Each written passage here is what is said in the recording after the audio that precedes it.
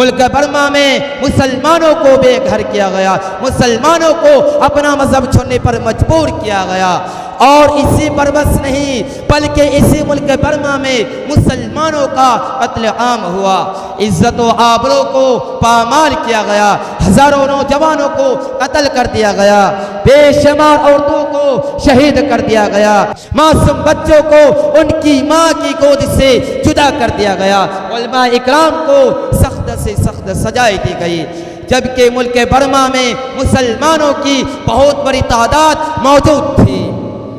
مدرسہ جامعہ فیضان القرآن کے ایک طالب علم عزیزم تحسین سلمہ سے درخواست کروں گا کہ وہ آئیں اور اپنے تقریر سے ہم سامعین کو نوازیں۔ الحمدللہ رب العالمین والصلاة والسلام على سید الانبیاء المرسلین وعلى آلہ واصحابہ اجمعین، اما بعد فاعوذ باللہ من الشیطان الرجیم، بسم اللہ الرحمن الرحیم، وَأَنْتُمُ الْعَالَوْنَ إِن كُنتُم مُؤْمِنِينَ، ومعزز تھے زمانے میں مسلمان ہو کر، ومعزز تھے زمانے میں مسلمان ہو کر، اور ہم خار ہوئے تارک قرآن ہو کر۔ محترم بزرگوں اور دوستو، آج میری گفتگو کا موضوع مسلمانوں کی تباہی اور اس کا علاج ہے۔ آئیے اس موضوع کے تحت ہم اپنے شاندار ماضی پر ایک نظر ڈال کر مستقبل کے تعمیر و ترقی کے سامان تلاش کریں۔ قرآن کریم میں رب ذوالجلال کا ارشاد ہے، وَأَنْتُمُ الْعَالَوْنَ إِن كُنتُم مُؤْمِنِينَ، تم ہی سر بلند رہو گے اگر تم مومن ہو۔ یہ ارشاد باری ہماری پوری تاریخ کا اختصار ہے اور اسی میں ہماری ترقی کا راز مضمر ہے۔ تاریخ کے سینکڑوں واقعات یہ بتانے کے لیے کافی ہے کہ جب بھی ہمارا رشتہ اللہ سے اور اس کے دین سے مضبوط رہا، سربلند و کامیابی نے ہمارے قدم چومے، اور جب کبھی اس رشتہ میں کسی قسم کی کمزوری آئے، ہم عزت و رفعت کے آسمان سے ذلت و پستی کے غار میں جا گرے۔ تاریخ ہمارے سامنے جنگ بدر کی مثال پیش کرتی ہے۔ جنگ بدر میں جو کامیابی ہوئی وہ صرف اسی رشتہ کی مضبوطی کی بنیاد پر ہوئی، ورنہ اگر کامیابی ہوتی تو کفار مکہ کو ہوتی، کیونکہ کفار مکہ تقریباً 1000 تھے اور بڑے جوش و خروش کے ساتھ تھے۔ ان کے پاس 700 اونٹ اور 200 گھوڑے، نیز سب کے پاس تلواریں اور دیگر جنگی ہتھیار موجود تھے۔ ادھر ابو جہل، عتبہ، شعبہ، ولید، حنظلہ، عبید، آس، حرس، امیہ بن خلف، نضرہ بن حارث، عبد المطلب جیسے شجاعت کے پیکر اور آزمودہ کار تھے، اور ادھر بیچارے مسلمان بے سر و سامان، کل تعداد 313 سواری کے لیے کل 2 گھوڑے اور 70 اونٹ ہے، ایک ایک پر 3 4 آدمی سوار ہے، اور بعض پیدل ہی سفر کر رہے ہیں، اور کسی کے پاس نیزہ اور کمان ہے تو تلوار نہیں، اور کسی کے پاس تلوار ہے تو نیزہ اور کمان نہیں۔ محترم بزرگوں اور دوستو، جب مقام بدر پر پہنچتے ہیں تو دیکھتے ہیں کفار مکہ بلند مقام پر خیمہ زن ہو چکے ہیں، جہاں پانی کی بھی فراوانی ہے۔ بیچارے مسلمانوں کو بس اور ریتیلی زمین پر خیمہ زن ہونا پڑا، ایسی جگہ پر کہ اگر کسی کو پیاس لگے تو ایک گھونٹ پانی پینے کو نہ ملے۔ الغرض جنگ کے اندر جتنے اسباب اور جتنی چیزوں کی ضرورت پڑتی ہے وہ سب کفار مکہ کو حاصل تھی، مگر جب لڑائی شروع ہوتی ہے تو کفار مکہ گاجر مولی کی طرح کاٹے جاتے ہیں۔ کفار مکہ کا سب سے بڑا سردار ابو جہل 2 بچوں معاذ اور معوذ کے ذریعے مارا جاتا ہے، اور عبداللہ بن مسعود اس کے سر کو جسم سے جدا کرتے ہیں۔ مسلمانوں، آپ جانتے ہیں کہ عبداللہ بن مسعود کون ہے؟ یہ وہی ہے جن کو مکہ کے صحن میں اسی ابو جہل نے مارتے مارتے بے ہوش کر دیا تھا۔ آج میدان جنگ کے اندر وہی عبداللہ بن مسعود ابو جہل کا سر قلم کرتے ہیں۔ امیہ بن خلف ابو جہل کے بعد کفار مکہ کا سب سے بڑا سردار سمجھا جاتا تھا، لیکن اپنے ساتھیوں کو اس طرح تحقیق ہوتے دیکھ کر گھبرایا اور میدان جنگ چھوڑ کر مکہ کی طرف بھاگ پڑا۔ حضرت بلال حبشی اس کے پیچھے بھاگے اور قریب پہنچ گئے۔ امیہ بن خلف گھبرا کر گھوڑے سے نیچے گر جاتا ہے، پیٹ کے بل لیٹ جاتا ہے اور شور مچاتا ہے، معافی مانگتا ہے، امن چاہتا ہے، لیکن بلال حبشی اس کے پیٹ پر نیچے سے تلوار چلا دیتے ہیں اور اس کو جہنم رسید کر دیتے ہیں۔ اسلام کے پاس بانو، آپ جانتے ہو یہ بلال حبشی کون ہے؟ اسی امیہ بن خلف کے غلام ہے۔ جب اسلام قبول کیا تو مکہ کے اندر امیہ بن خلف دوپہر کے وقت تپتے ہوئے ریت پر لٹا کر پتھروں کی بڑی بڑی چٹانیں رکھ دیتا تھا تاکہ یہ حرکت نہ کر سکے۔ رات کو زنجیروں میں باندھ کر کوڑے لگاتا، اگلے دن ان کو گرم زمین پر لٹا کر اور زیادہ زخمی کیا جاتا تاکہ تکلیف سے بے قابو ہو کر اسلام سے پھیر جائے یا یوں ہی تڑپ تڑپ کر مر جائے۔ پیروں میں رسی باندھ کر مکہ کی گلیوں میں گھسیٹا جاتا ہے۔ طرح طرح کی اذیتیں اور تکالیفیں پہنچائی جاتی ہے، یہاں تک کہ تکالیف دینے والے تھک جاتے ہیں، اکتا جاتے ہیں۔ کبھی امیہ بن خلف کا نمبر آتا ہے، کبھی ابو جہل کا نمبر آتا ہے تو کبھی اوروں کا نمبر آتا ہے۔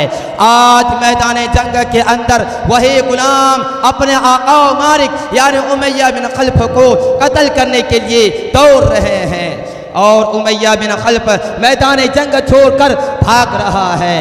مسلمانوں، وہ کون سی چیز تھی جس نے غلام کو غالب اور آقا کو مغلوب کر دیا؟ سچ فرمایا ہے اللہ تبارک و تعالیٰ نے وَأَنْتُمُ الْأَعْلَوْنَ إِن كُنتُم مُؤْمِنِينَ کہ تم ہی سربلند رہو گے بشرطے کہ تم سچے پکے مسلمان رہے۔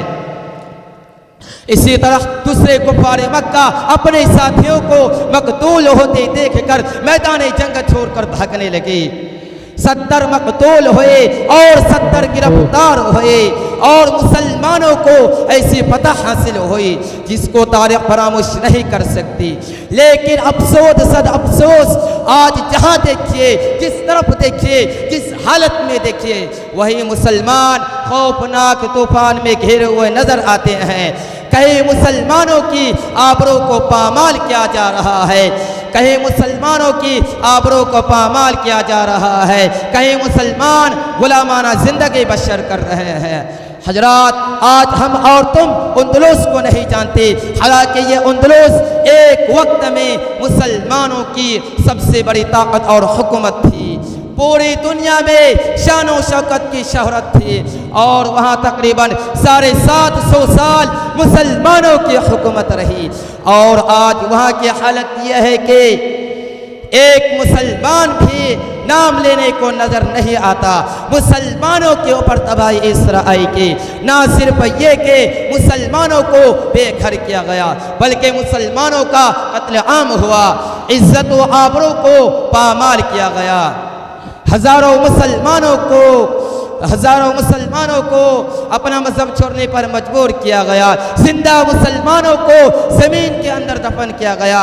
یہی وجہ ہے کہ آج وہاں کوئی کلمہ پڑھنے والا نظر نہیں آتے۔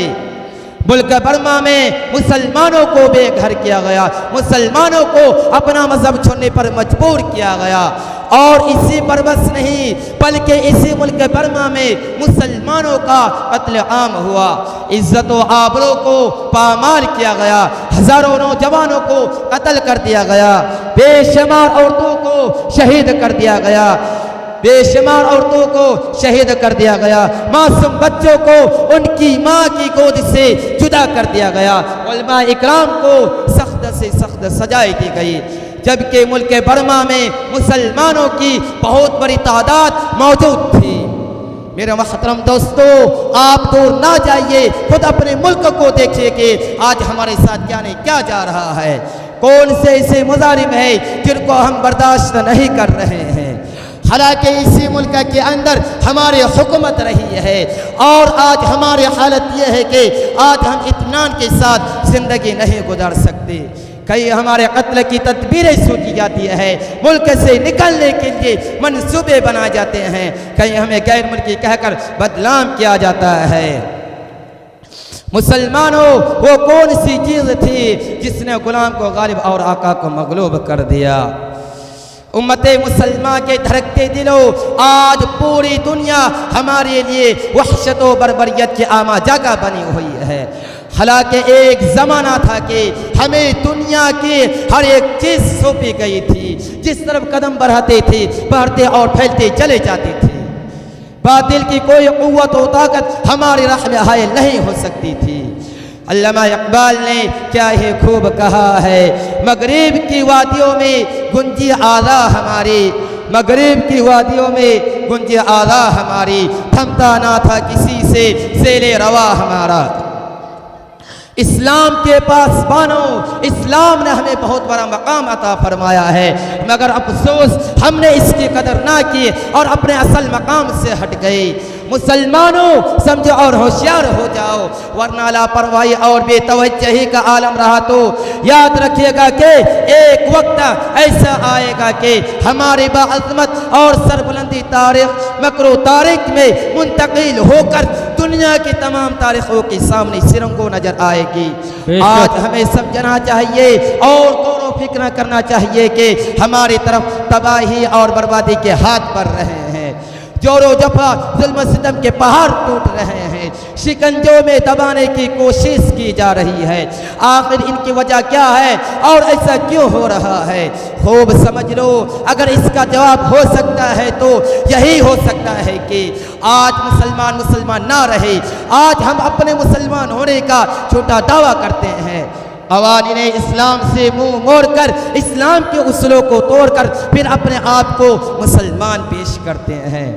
مسلمانوں، حقیقت یہ ہے کہ ہم نے اللہ کی شریعت سے روگردانی کر لی، حضور اقدس صلی اللہ علیہ وسلم کے دامن مقدس کو ترک کر دیا، نماز ہم نہیں پڑھتے، روزہ ہم نہیں رکھتے، قارون کی طرح مال اکٹھا کر کے ہم رکھتے ہیں، زکوٰۃ ہم نہیں دیتے، حرام مال ہم کھاتے ہیں، سود ہم لیتے ہیں، قمار بازی اور جوئے بازی ہمارا شیوا ہے، شراب نوشی ہم کرتے ہیں، ناچ گانا بجانا ہمارا مشغلہ ہے، اتحاد و اتفاق ہم میں نہیں، اخوت و خودداری سے ہم دور ہے۔